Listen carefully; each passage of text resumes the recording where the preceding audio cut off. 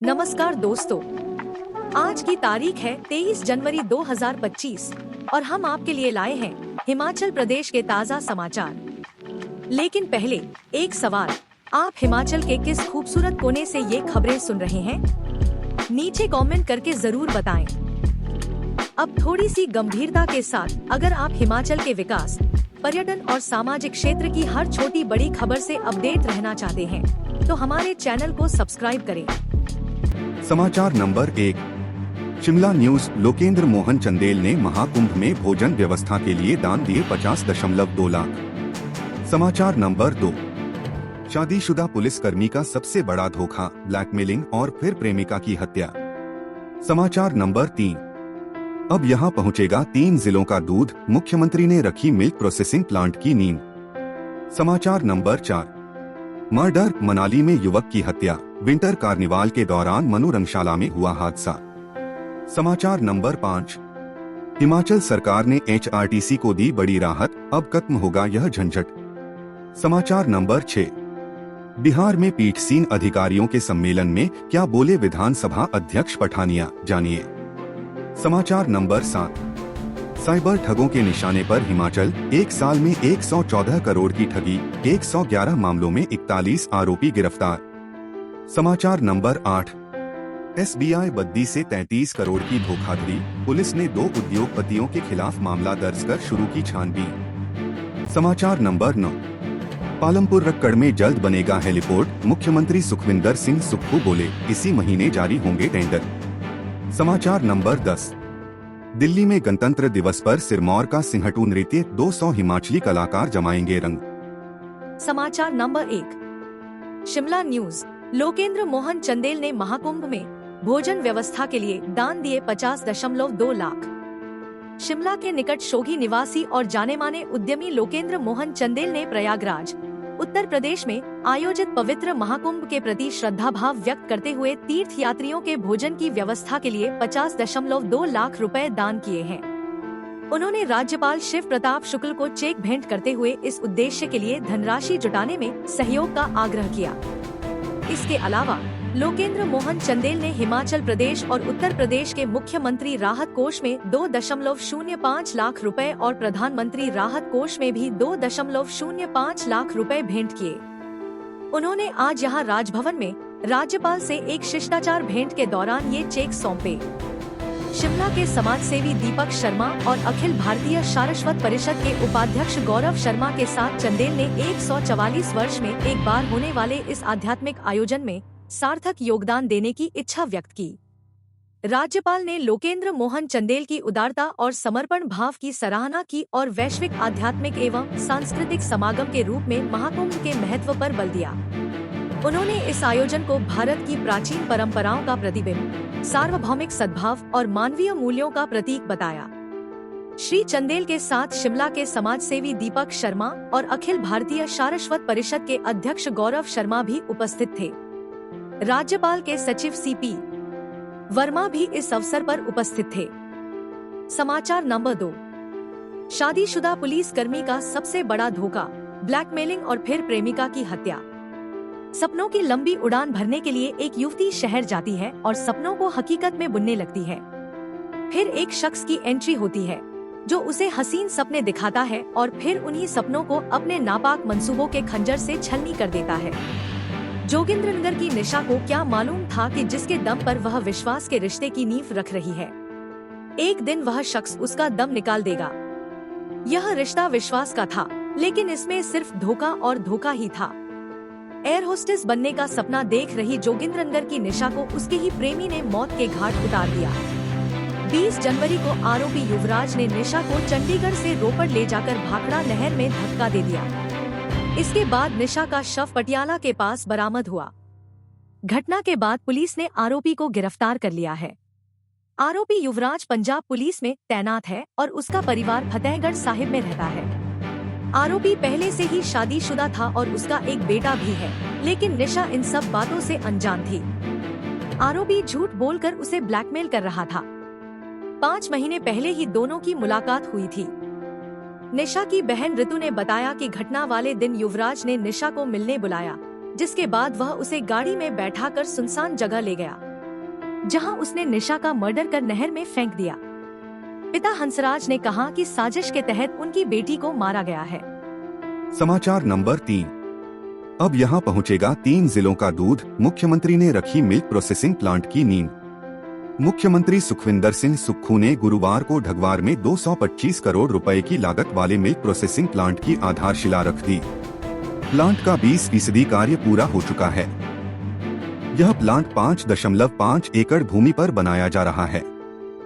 इसमें हमीरपुर, चंबा व कांगड़ा जिला के दूध उत्पादकों का दूध एकत्रित कर प्रोसेसिंग के लिए लाया जाएगा। मुख्यमंत्री ने आधारशिला रखने के बाद प्लांट के निर्माण कार्य का जायजा लिया।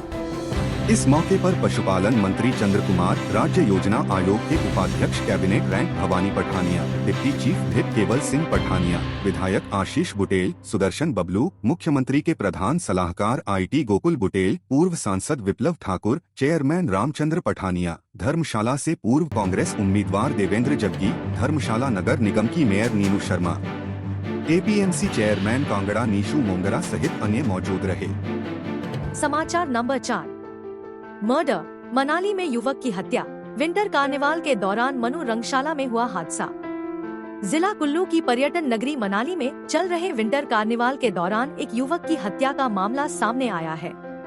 वहीं हत्या की सूचना मिलते ही पुलिस की टीम भी अब आरोपियों की तलाश में जुट गई है। यह हत्या का मामला मनाली मनु रंगशाला में पेश आया, जहां पर हजारों की संख्या में लोग सांस्कृतिक कार्यक्रम का आनंद उठा रहे थे।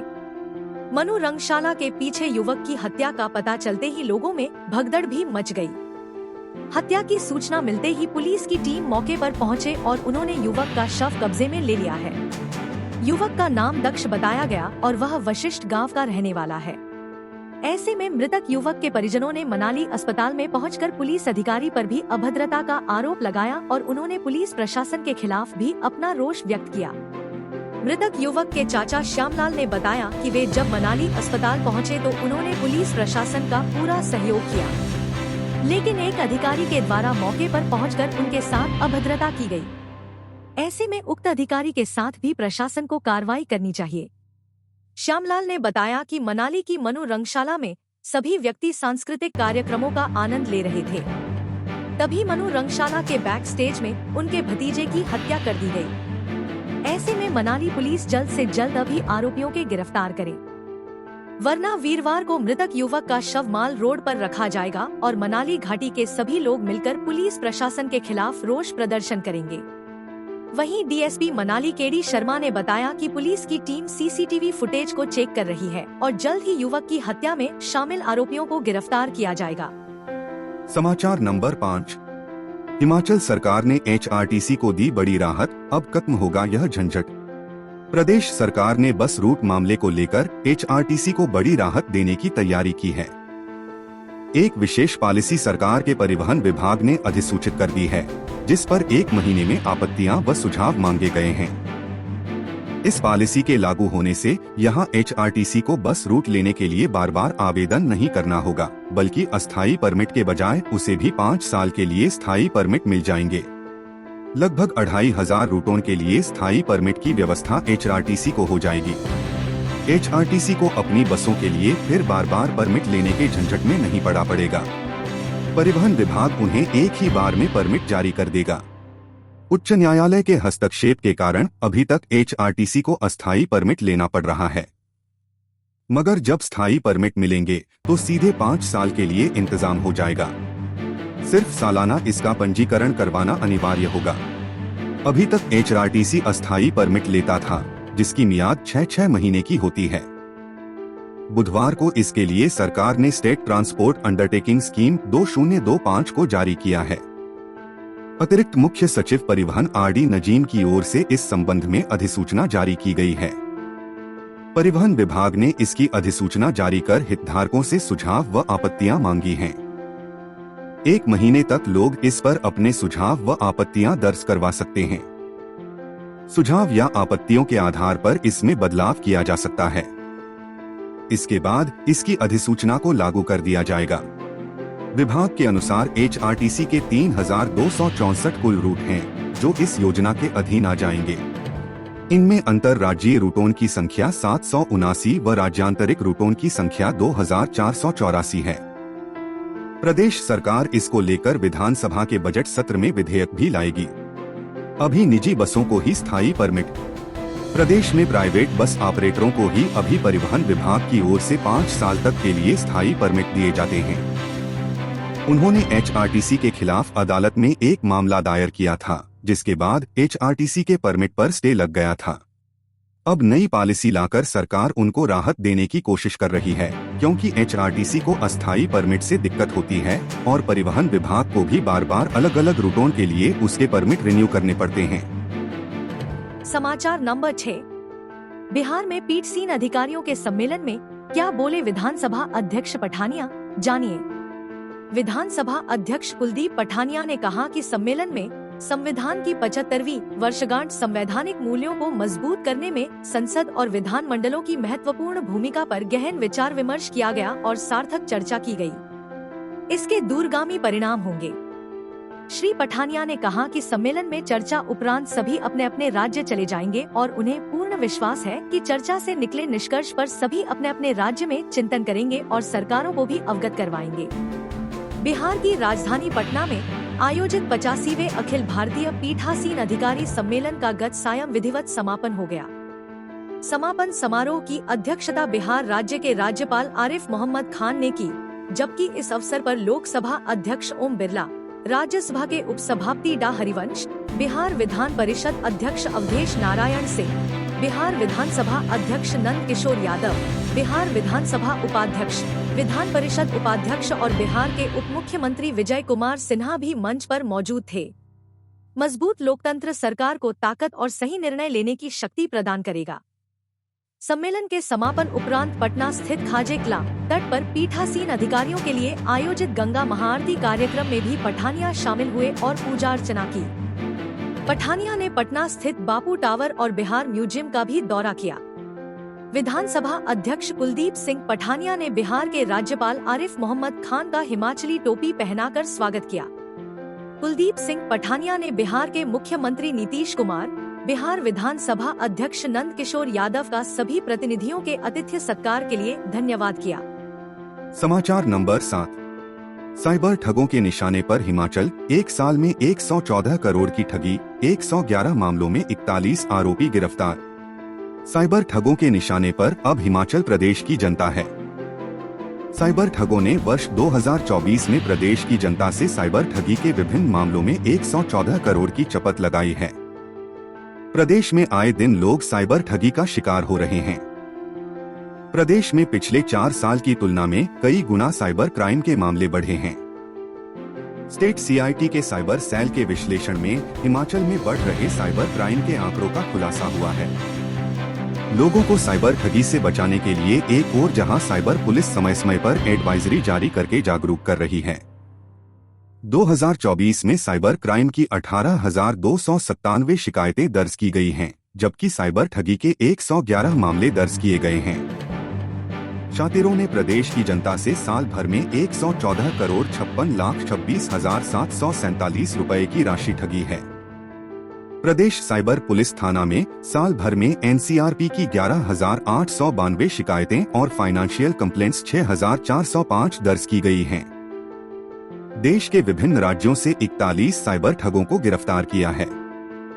साइबर पुलिस थानों की टीम ने 6 विदेशी, गुजरात से 3, दिल्ली से 8, यूपी से 3, नागालैंड से 1, हिमाचल प्रदेश में 10, महाराष्ट्र से 2, हरियाणा से 5, मध्य प्रदेश से 1, राजस्थान से 1 और ओडिशा से 1 आरोपी को गिरफ्तार किया है।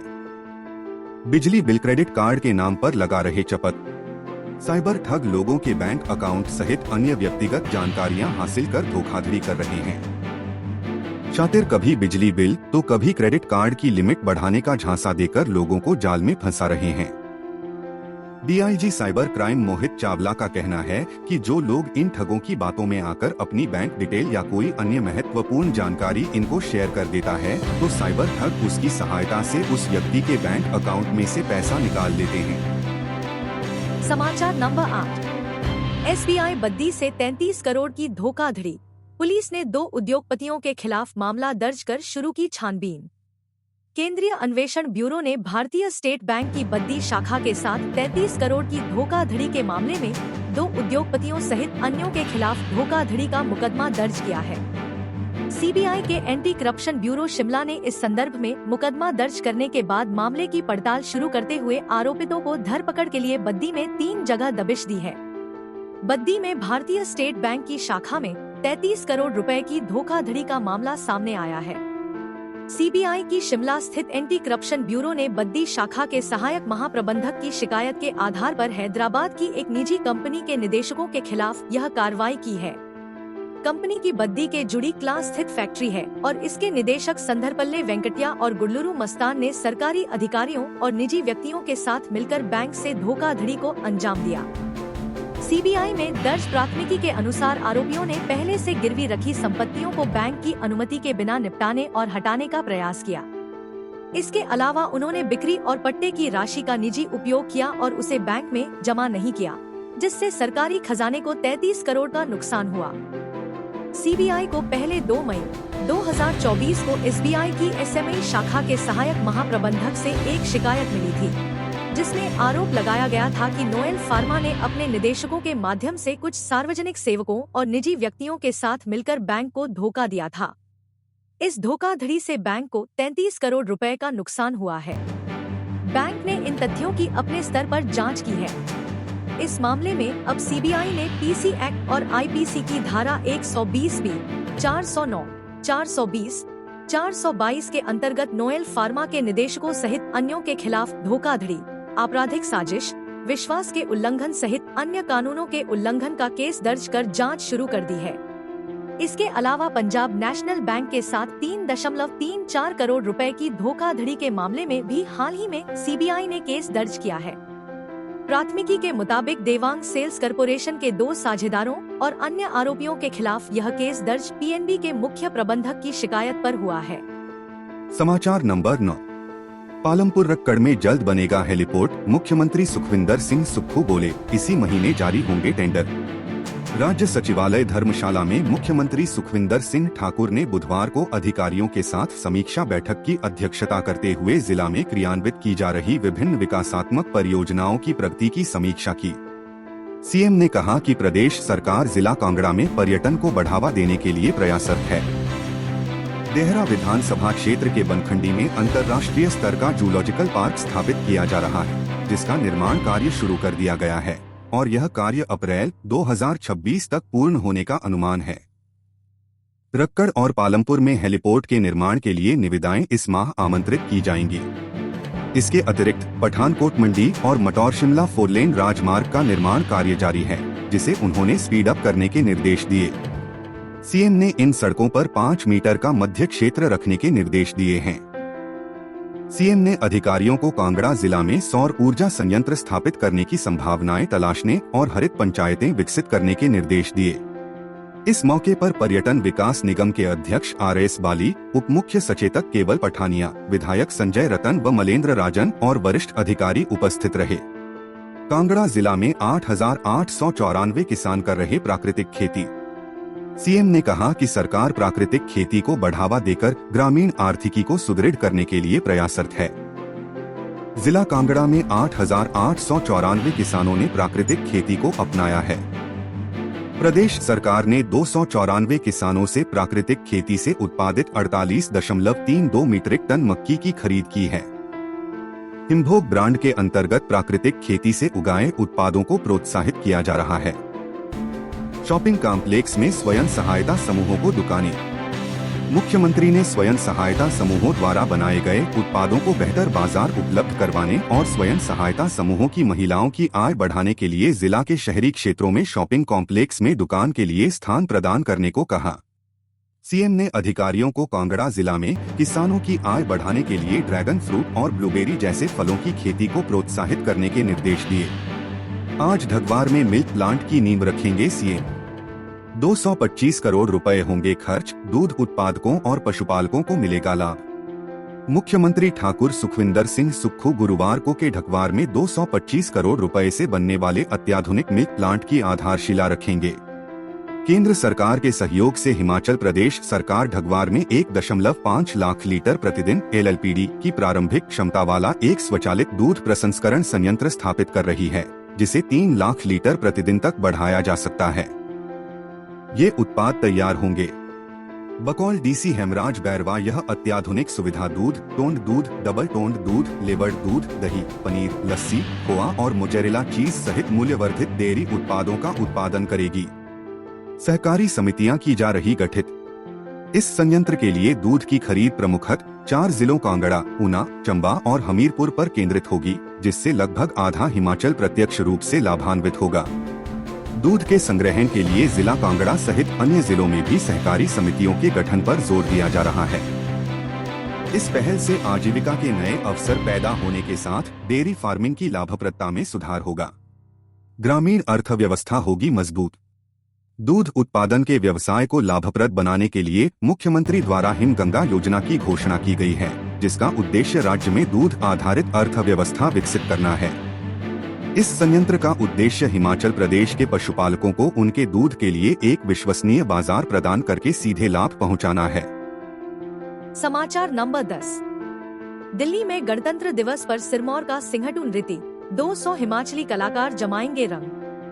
वर्ल्ड रिकॉर्ड एवं अंतर्राष्ट्रीय ख्याति प्राप्त लोक कलाकार डा जोगेंद्र हाब्बी ने कहा कि 76वें गणतंत्र दिवस समारोह में कर्तव्य पथ पर सांस्कृतिक परेड में आसरा संस्था पझौता सिरमौर के कलाकार जिला सिरमौर के हाटी जनजातीय क्षेत्र के सिंहटू नृत्य की झलक प्रस्तुत करेंगे। संस्कृति मंत्रालय के सौजन्य से संगीत नाटक अकादमी की अध्यक्ष डा संध्या पुरेचा ने परेड के लिए कोरियोग्राफ किए जा रहे सांस्कृतिक कार्यक्रम में पूरे भारत के लगभग सभी राज्यों व केंद्र शासित प्रदेशों के 5000 से अधिक कलाकार एक तालस्वर में विभिन्न प्रकार के लोक एवं जनजातीय नृत्यों की प्रस्तुति देंगे। इस विशाल प्रदर्शन को संस्कृति मंत्रालय द्वारा 24 जनवरी को Guinness book of world record में भी दर्ज करवाया जाएगा। गणतंत्र दिवस पर मुख्यातिथि इंडोनेशिया गणराज्य के राष्ट्रपति प्रबोवो सुबियांटो, राष्ट्रपति द्रौपदी मुर्मू, भारत के प्रधानमंत्री व अन्य विशिष्ट अतिथियों के समक्ष अन्य नृत्यों के साथ मुख्य मंच के समक्ष सिंहटू के मुख्य आकर्षण शेर को भी प्रदर्शित किया जाएगा तथा रीछ, राल, बड़मानुष, पंछी आदि के मुखौटों को अलग अलग स्थानों पर प्रदर्शित किया जाएगा। प्रदेश की कुल्लवी, सिराजी व सिरमौरी नाटी के लगभग 200 हिमाचली कलाकार भी सांस्कृतिक परेड का हिस्सा बनकर प्रदेश की संस्कृति को प्रदर्शित करेंगे। पद्मश्री विद्यानंद सरेक व डा जोगेंद्र हाब्बी ने बताया कि आज सिंहटू नृत्य न केवल प्रदेश में बल्कि राज्य से बाहर भी दर्शकों का विशेष आकर्षण बन चुका है। इससे पूर्व भी दर्जनों बार यह नृत्य महामहिम राष्ट्रपति व प्रधानमंत्री के समक्ष प्रस्तुत किया जा चुका है। हम अपने राज्य के विकास में योगदान देने में गर्व महसूस करते हैं और हमें उम्मीद है आने वाले दिनों में हमें और भी अच्छी खबरें मिलेंगी। इन खबरों को अधिक लोगों तक पहुंचने के लिए कृपया हमारा कंटेंट शेयर करें, साथ ही हमारे चैनल को सब्सक्राइब करें और अपडेट के लिए हमें फॉलो करें। अपने विचारों को कमेंट में शेयर करना ना भूलें। आपका सहयोग हमें और भी बेहतर काम करने में मदद करेगा। धन्यवाद।